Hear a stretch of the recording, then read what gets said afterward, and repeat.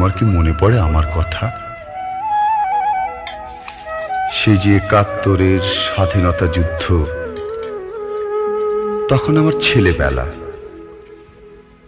আর তুমি তখন পূর্ণ যৌবনা এক নারী। বাঁধনহারা স্রোতস্বিনী বুকে কি এক আবেগে জড়িয়ে ধরে আমায় শোনাতে মুক্তিযুদ্ধের গল্প।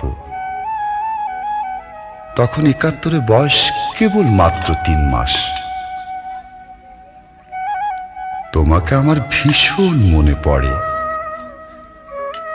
মনে পড়ে তোমার উপছে পড়া রূপের গন্ধ, স্বল্প খরস্রোতা নদীর পাড়, বিক্ষিপ্ত সাদা কাশবন, আর বর্ষিতে ধরা সদ্য রূপালী পুঁটি মাছের দাপাদাপি।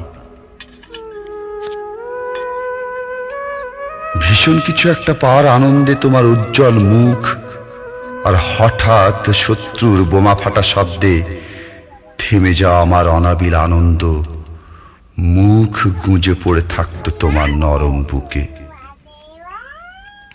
মুক্তিযুদ্ধে সাহসী করে তুলতে একদিন তুমি এক লাল রঙের পটকা এনে তাতে আগুন ধরিয়ে বলেছিলে, ভয় কিসের? দেখ দেখি, তোর দিদি মেয়ে মানুষ হয়েও যদি ভয় না করে, আর তুই তো ছেলে, তোকে সাহসী হতে হবে, হতে হবে যোদ্ধা। যত দিন লাগুক, প্রয়োজনে কৈশোরেই তোকে যেতে হবে